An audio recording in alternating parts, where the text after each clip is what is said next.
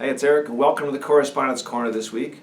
At the Minnesota State Fair, I joined Polaris, formerly the Polaris Project, along with Clear Channel, announcing a new campaign with billboards that will be targeting human trafficking and sex trafficking.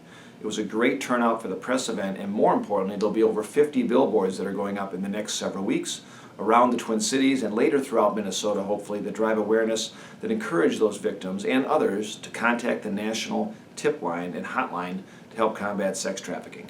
But now we get to the questions. And the first actually comes in from Dwight in Chaska, who writes in, Dear Congressman Paulson, Americans across the country selflessly dedicate themselves to providing care for older parents, spouses, children with disabilities, and other loved ones. By providing much needed help with daily activities such as bathing, dressing, meal preparation, managing medications, transportation, and more, and family members are the backbone of care in America, and they deserve our support. That's why I'm asking you to become a co-sponsor of the bipartisan Recognize, Assist, Include, Support, and Engage Family Caregivers Act, also known as the RAISE Act, which would give caregivers the support they need. Thank you, sincerely, Dwight. Dwight, thanks for sharing your thoughts about the RAISE Act. Currently, there are about 40 million Americans that are providing home care, caring for an elderly parent, maybe a spouse, or maybe a disabled child. And many of these caregivers already work full-time jobs, but they find the time because they want to give the special care and attention they need to that family member.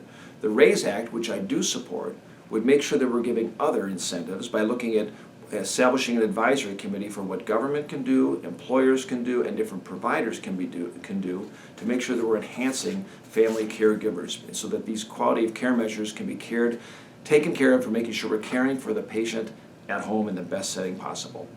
Next up is an email from Stacy in Independence, who writes in, Representative Paulson, I'm deeply concerned about the recent move by the U.S. Senate Appropriations Committee to approve a fiscal year 2017 budget appropriations bill that completely eliminates the $52.1 million in funding for the Medicare State Health Insurance Assistance Program, also known as SHIPS.